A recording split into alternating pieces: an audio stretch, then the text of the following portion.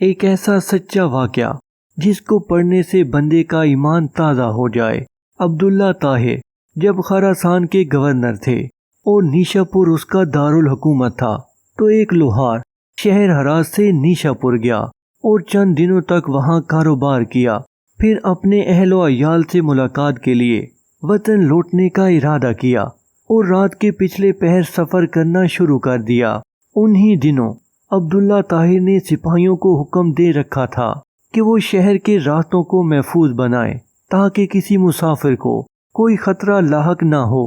اتفاق ایسا ہوا کہ سپاہیوں نے اسی رات چند چوروں کو گرفتار کیا اور امیر خراسان عبداللہ طاہر کو اس کی خبر بھی پہنچا دی، لیکن اچانک ان میں سے ایک چور بھاگ گیا۔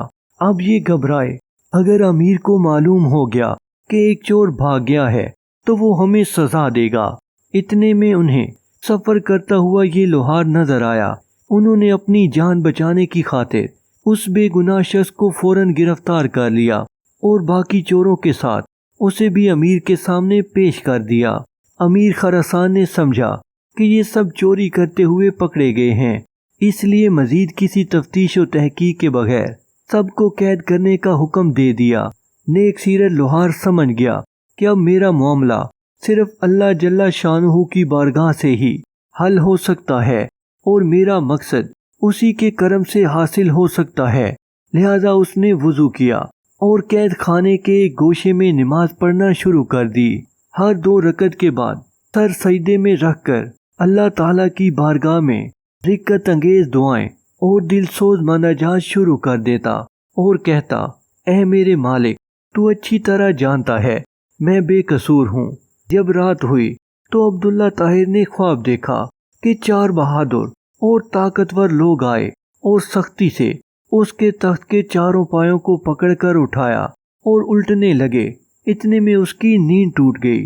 اس نے فوراً لا حول ولا قوت الا باللہ پڑھا، پھر وضو کیا اور پھر اللہ کی بارگاہ میں 2 رکعت نماز ادا کی، جس کی طرف ہر شاہ و گدا اپنی اپنی پریشانیوں کے وقت رجوع کرتے ہیں۔ اس کے بعد دوبارہ سویا تو پھر وہی خواب دیکھا۔ اس طرح 4 مرتبہ ہوا۔ ہر بار وہ یہی دیکھتا تھا کہ چاروں نوجوان اس کے تخت کے پایوں کو پکڑ کر اٹھاتے ہیں اور الٹنا چاہتے ہیں۔ امیر خراسان عبداللہ طاہر اس واقعے سے گھبرا گئے اور انہیں یقین ہو گیا کہ ضرور اس میں کسی مظلوم کی آہ کا اثر ہے۔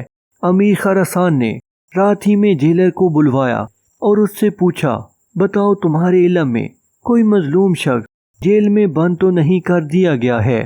جیلر نے عرض کیا، عالی جاں، میں یہ تو نہیں جانتا کہ مظلوم کون ہے، لیکن اتنی بات ضرور ہے کہ میں ایک شخص کو دیکھ رہا ہوں جو جیل میں نماز پڑھتا ہے اور رقت انگیز دل سوز دعائیں کرتا ہے۔ امیر نے حکم دیا اسے فوراً حاضر کیا جائے۔ جب وہ شخص امیر کے سامنے حاضر ہوا تو امیر نے اس کے معاملے کی تحقیق کی۔ معلوم ہوا کہ وہ بے قصور ہے۔ امیر نے اس شخص سے معذرت کی اور کہا، آپ میرے ساتھ 3 کام کیجئے۔ نمبر 1، آپ مجھے معاف کر دیں۔ نمبر 2، میری طرف سے 1000 درہم قبول فرمائیں۔ نمبر 3، جب بھی آپ کو کسی قسم کی پریشانی درپیش ہو تو میرے پاس تشریف لائیں تاکہ میں آپ کی مدد کر سکوں۔